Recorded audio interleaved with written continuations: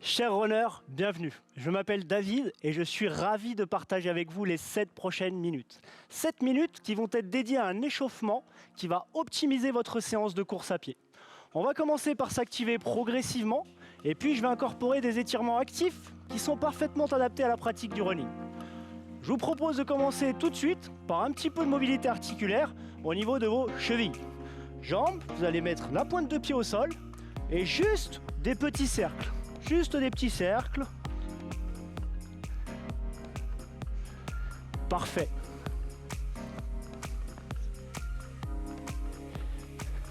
Ok, on va changer de jambe maintenant. Facile ce mouvement. Ça paye pas de mine, mais ça va peut-être vous empêcher une entorse dans votre séance de footing. Et ça, c'est cadeau. Ok, relâchez. On va s'attarder maintenant au niveau des genoux. Vous allez resserrer les jambes, resserrer un peu les genoux. Un mouvement facile des petits cercles. Pour réveiller simplement les articulations des genoux. Hyper efficace ce mouvement, surtout si vous partez sur un terrain accidenté. Ok, changez de sens. Quelques cercles dans l'autre sens. Ok, on relâche. Le haut du corps maintenant. On n'y pense pas assez. Faites-moi ce mouvement de mobilité des épaules. Et oui, on n'y pense pas assez. Le haut du corps est sollicité dans la course à pied. Donc bougez un peu les épaules avant votre séance. Ça sera hyper efficace. Parfait, vous êtes prêts. Je vous propose maintenant de bouger un petit peu plus pour solliciter les muscles des cuisses et des fessiers. Vous allez ouvrir les jambes. Vous allez vous redresser le plus possible, rentrer le ventre et faire ça. Juste des petites flexions. Toutes petites flexions. Dans ce mouvement, je vais vous demander de vous concentrer sur la contraction des cuisses et des fessiers. Alors les cuisses, c'est facile à sentir. Quand vous allez partir sur votre run, vous allez tout de suite les sentir. Par contre, les fessiers, c'est un petit peu plus dur. Ça sera dans vos côtes, dans votre footing. Je vais vous demander de vous rappeler de ce que je suis en train de vous dire.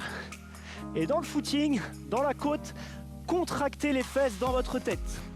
Ça va vous aider à les recruter. Parfait. Maintenant, on va juste transférer le poids du corps d'une jambe à l'autre. Simple. Vous allez sentir plus une jambe à chaque fois. Ça. Sur le côté. De chaque côté. Prenez le temps de me récupérer. Poitrine ouverte. Parfait. Essayez de bien sentir que vous descendez sur une jambe et puis sur l'autre. On reste sur ce mouvement encore quelques secondes et on va bouger les bras. Alors je vous vois là. Oh là là, j'ai du mal avec mes bras et mes jambes. C'est pas grave. Restez sur le bas du corps, vu qu'on a mobilisé les épaules tout à l'heure. Et puis au fur et à mesure que vous pratiquez cet échauffement, vous allez voir, vous le maîtriserez parfaitement ce mouvement. Parfait. Quelques secondes plus actives sur place. Montez les bras, montez les talons. Soyez dynamique. Encore un petit peu. Excellent. Relâchez.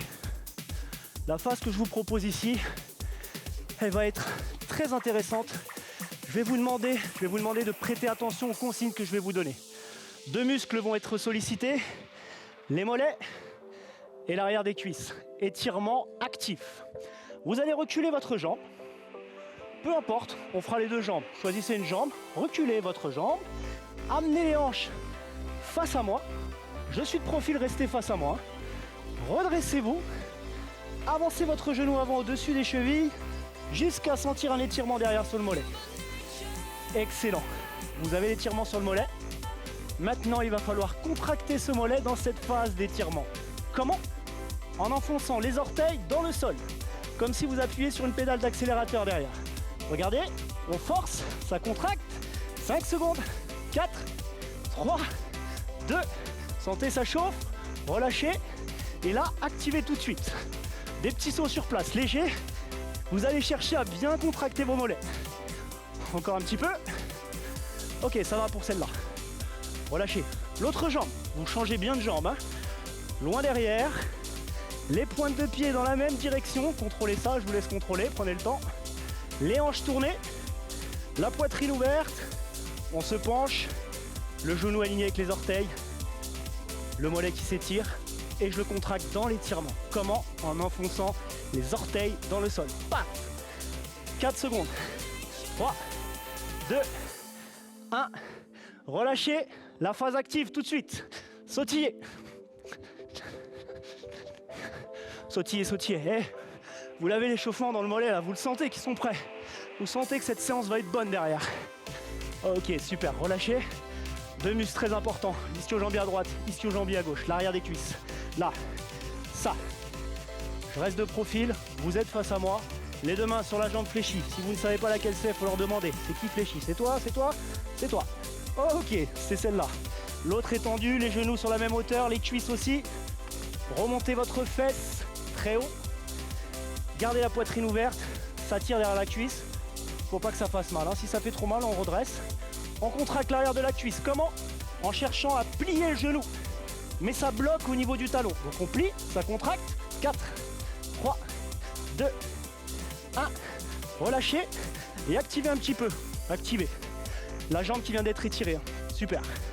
Ces étirements, vous allez voir, c'est le top de la préparation pour le running. Je vous propose de faire l'autre jambe tout de suite. Ici, jambe tendue, les deux mains sur la jambe fléchie, la fesse qui remonte, ça tire. Cherchez pas la douleur, arrêtez-vous avant que ça tiraille trop. Contractez l'arrière de la cuisse. Comment? Comme si je cherchais à plier le genou, mais ça reste bloqué au sol. On y va, on contracte.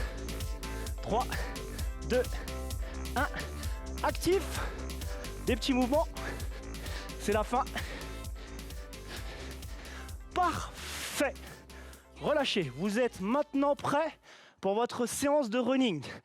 Je suis ravi d'avoir fait cet échauffement avec vous et je vous souhaite une bonne séance. À bientôt.